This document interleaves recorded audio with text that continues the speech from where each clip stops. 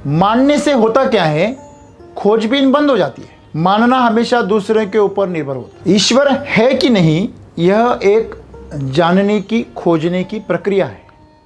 किसी भी चीज से उसे तृप्ति इसीलिए नहीं मिलती क्योंकि वो उस प्रक्रिया का हिस्सा नहीं बनता, वो उस प्रक्रिया का कर्ता बनना चाहता है। जब भी हम किसी गुरु के पास जाते हैं, किसी मार्गदर्शक के पास जाते हैं, तो हमें खाली होकर जाना पड़ेगा। और जब हम खाली होकर जाएंगे तो वहां पे हम कोई अपेक्षा नहीं करेंगे। जो जीवन की सुंदरता होनी चाहिए वही जीवन की कुरूपता, बद्धता होगी। तो इसका कारण यह है कि हम हर चीज में प्रक्रिया के हिस्सा नहीं बनना चाहते, हम निष्कर्ष चाहते। सेवा देना, कोई काम करना एक प्रक्रिया है, और उस प्रक्रिया का एक छोटा सा हिस्सा जो है वो आपकी पगार है, आपका जो भी फल है, वो फल, किसी भी कर्म का फल जो होता है वो एक प्रक्रिया का हिस्सा है, वो पूरी प्रक्रिया नहीं है। तो जो क्षण होते हैं वो बहते रहते हैं, वो एक प्रवाह में, तो जीवन एक प्रवाह है, तो आप उस प्रक्रिया में उतर जाना। और सबसे बड़ी भूल अगर हम कुछ करते हैं तो यही करते हैं कि किसी भी प्रक्रिया में हम पूरी तरह उतरते नहीं हैं। आपको अगर तैरना जानना है तो आपको पानी में उतरना पड़ेगा, चाहे आप लाइफ जैकेट पहन के उतरो, लेकिन उतरना पड़ेगा भाई। जो फल मिलेगा वो बस आपके जीवन का एक छोटा सा हिस्सा है, लेकिन उस फल के लिए आपने जो कोशिश की, वो जो कोशिश है वही जीवन। गुरु जो भी आपसे करवाएगा उसके लिए पूरे अंधे हो जाना। शायद वो आपको गलत रास्ते भी लेके जाए, तो आपको कम से कम जीवन का एक आयाम तो समझेगा, नहीं तो बच बच के रहने गए तो जीवन को ऐसे ही बर्बाद कर देंगे, और फिर जन्म मरण के चक्कर में जीवन बर्बाद करते रहोगे। दोस्तों, एक बार सदगुरु जी के पास एक जो भक्त था उसने एक सवाल किया कि आपका क्या मानना है कि ईश्वर है कि नहीं, इसके बारे में आपकी क्या राय है। सदगुरु हंसे, वो बोले कि ईश्वर है यह एक मान्यता हो सकती है, और नहीं है यह भी एक मान्यता है। जैसे कि किसी चीज को हमने जब तक जाना नहीं तब तक वो है कि नहीं है, वो असली है कि नकली, आप कैसे जानोगे। जिस भी चीज को हम नहीं जानते उस चीज के बारे में अपनी राय बनाना और कोई निष्कर्ष निकालना, ये तो मूर्खता है। मतलब मानने से होता क्या है, खोजबीन बंद हो जाती है। मानना हमेशा दूसरे के ऊपर निर्भर होता है। ईश्वर है कि नहीं, यह एक जानने की, खोजने की प्रक्रिया है। आप खोजो, दूसरों के ऊपर निर्भर रहकर, दूसरों की बातें सुनकर, आप अगर दूसरों की कहानियां सुनकर आप अगर किसी चीज़ का निष्कर्ष लगाते हो तो वो कभी भी आपको सत्य तक नहीं पहुंचाएगा। आपको अगर सत्य तक पहुंचना है तो आपको खुद को खोजबीन करनी होगी। तो जीवन में हम जिस तरह हर बार कुछ अनुमान पर पहुंचते हैं, निष्कर्ष पर पहुंचते हैं, राय पर पहुंचते हैं, तो हमेशा हम उस निष्कर्ष के, उस राय के बारे में चिपके हुए रहते और उसी के आधार पर हमारा दृष्टिकोण विकसित करते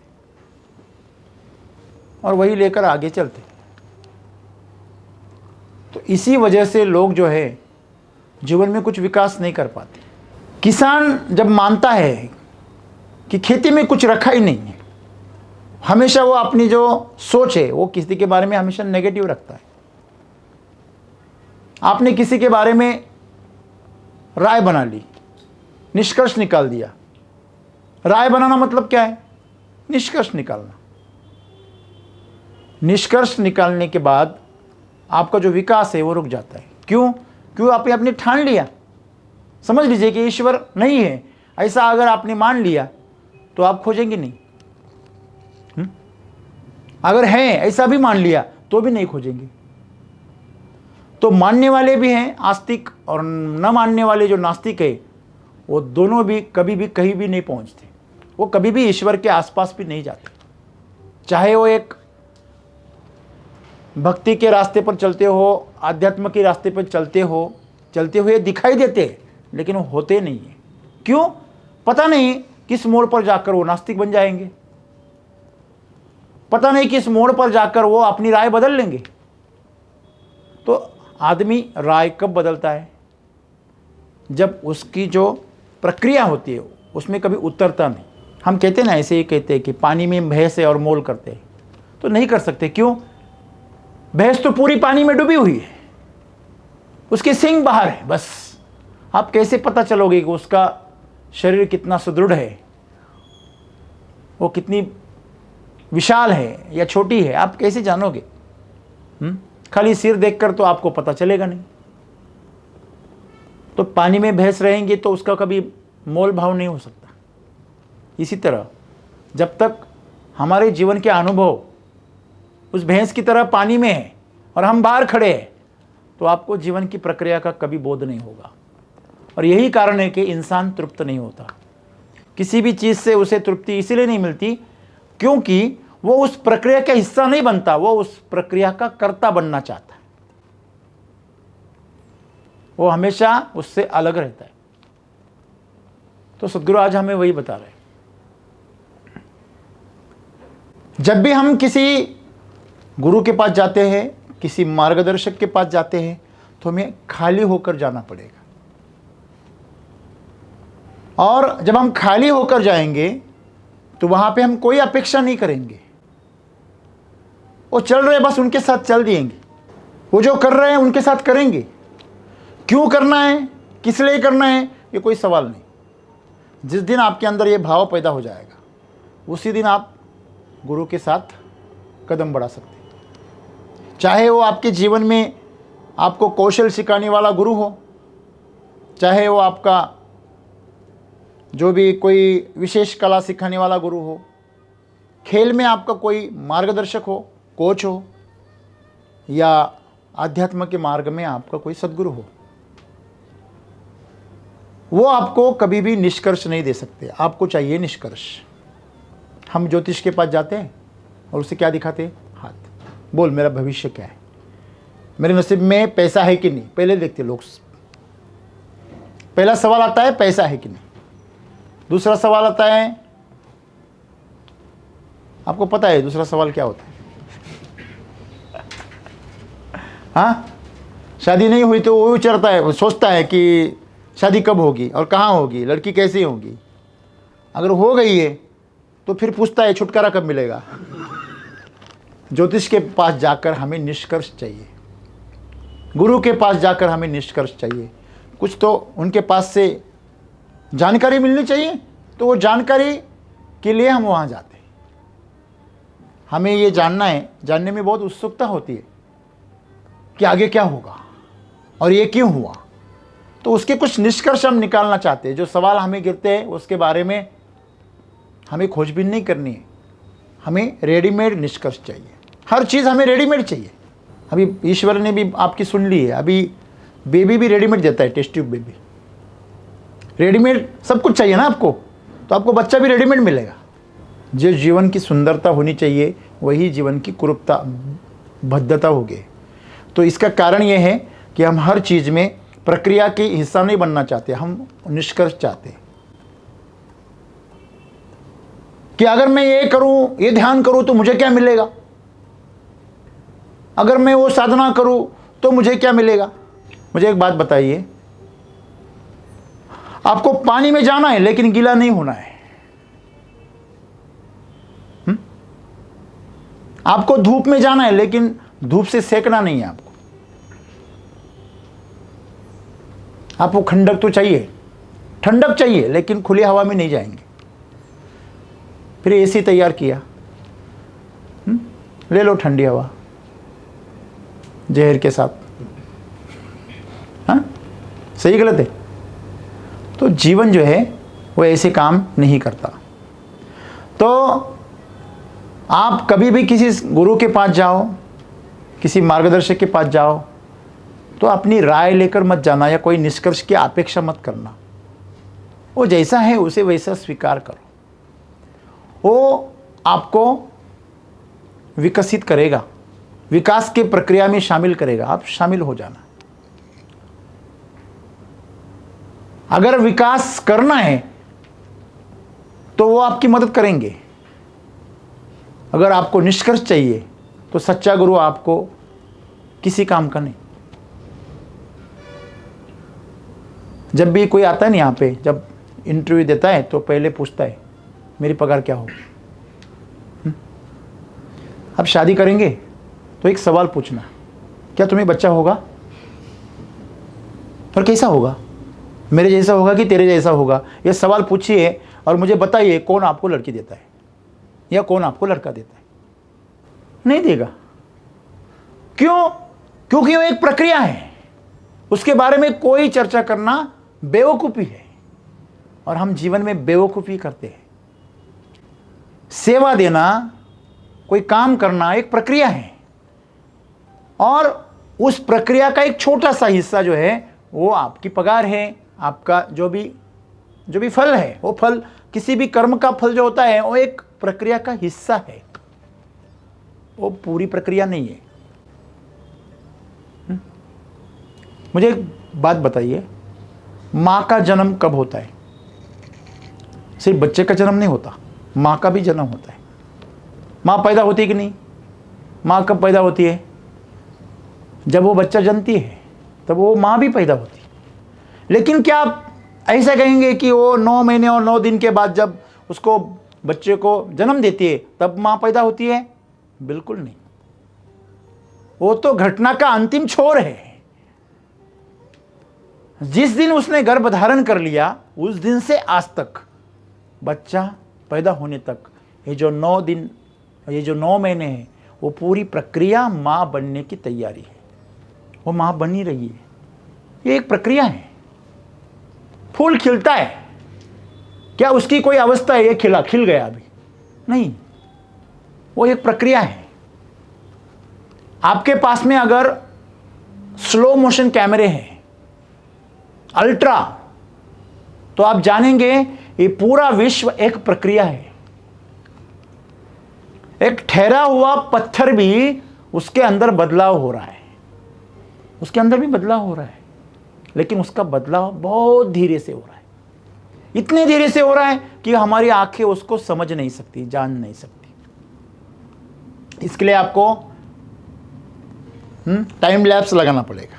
अगर आप उसमें टाइम लैप्स लगाएंगे तो आपको समझ में आएगा कि उसमें भी क्या हो रहा है, बदलाव हो रहा है। कुछ सालों के लिए लगाना पड़ेगा। वैसे सूरज को देखो, आज उसको वो ढलता हुआ दिखता है क्या? नहीं। फिर टाइम लैप्स कैमरा लगाइए, फिर समझता है कि ये ढल रहा है। तो निष्कर्ष पे मत जाइए। ये जीवन एक प्रक्रिया है। अगर आप प्रक्रिया में उतरेंगे तो आप जीवन को जान पाएंगे। अगर आप ठहर जाएंगे और निष्कर्ष लगाएंगे ये ऐसा है, ये वैसा है, तो आपकी उम्र कितनी है? अगर मैं पूछूं, मुझे पूरा सेकंड में जवाब दीजिए। सेकंड के 100वें हिस्से में जवाब दीजिए। ऐसा कहूंगा तो आप कभी नहीं बता पाएंगे। क्यों? जब आप बताएंगे अगला पल हो चुका होगा।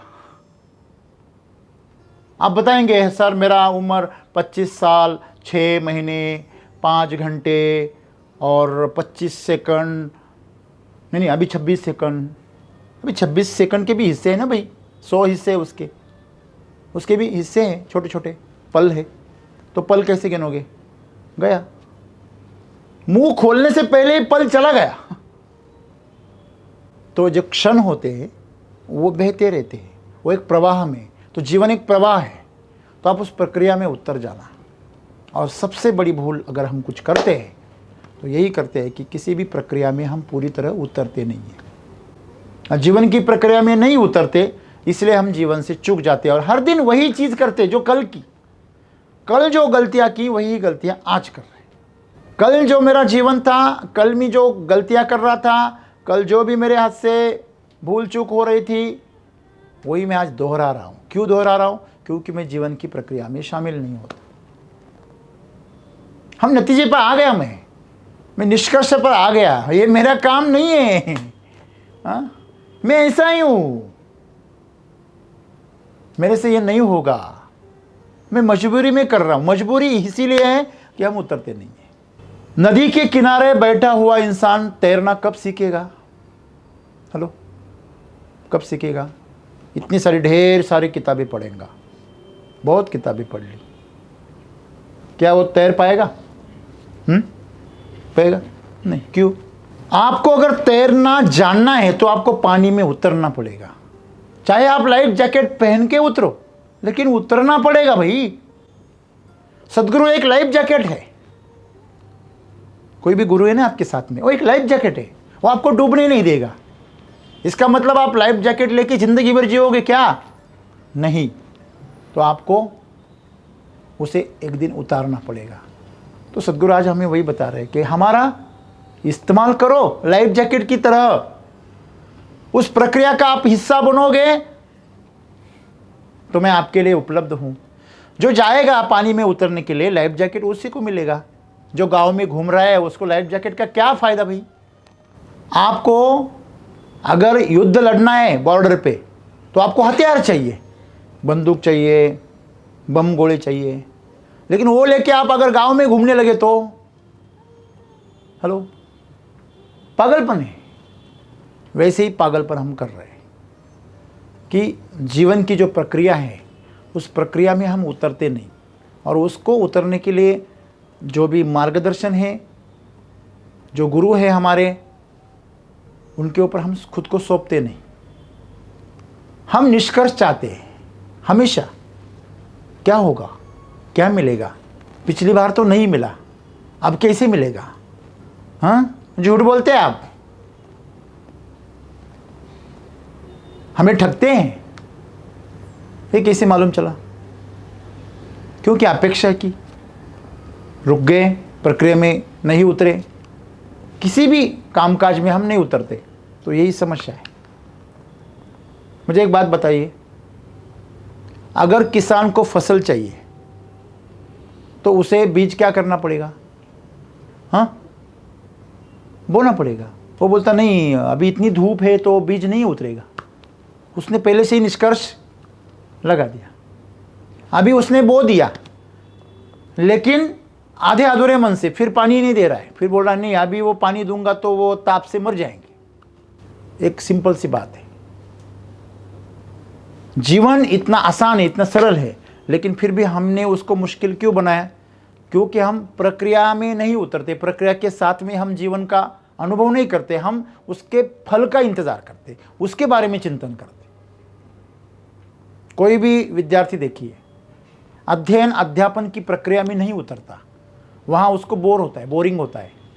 हाँ, टीचर जब लेक्चर लेते हैं ना तो नींद आती, बच्चों को आती है। उसके दिमाग में एक ही चीज़ होती है, मुझे अच्छे क्या चाहिए? मार्क्स चाहिए। वो पूछता है कौन सी टीचर्स का क्लास करके अच्छे मार्क्स मिलते हैं, ऐसे लोग पूछते हैं। लोग क्या करते हैं आजकल, कोई भी देखो, आजकल किसी को स्कूल में कुछ अच्छे मार्क्स मिले और उसके बाद में अगर किसी को हायर एजुकेशन के लिए कहीं जाना है तो वो क्या करता है? क्लासेस ढूंढता है।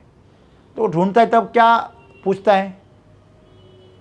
कौन से टीचर के क्लास में ज़्यादा बच्चे सक्सेस होते हैं। लेकिन ऐसा कोई बंदा नहीं होता कि टीचर कैसा भी हो मैं सीख लूँगा, मैं उसके साथ उस प्रक्रिया का एक हिस्सा बनूंगा, ऐसा कोई नहीं कहता। जब पहली बार कोई किसी कॉम्पिटिटिव एग्ज़ाम्स में या किसी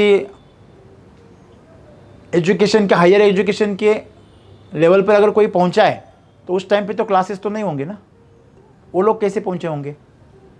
तो जितनी ज़्यादा आपको सुविधाएं मिलती है, जितनी ज़्यादा आप निष्कर्ष चाहते हैं, उतने ज़्यादा आप पैरालाइज हो जाते हैं। जितनी ज़्यादा आपके सामने चुनौतियां होती हैं उतनी आप मजबूती के साथ खड़े होते हैं।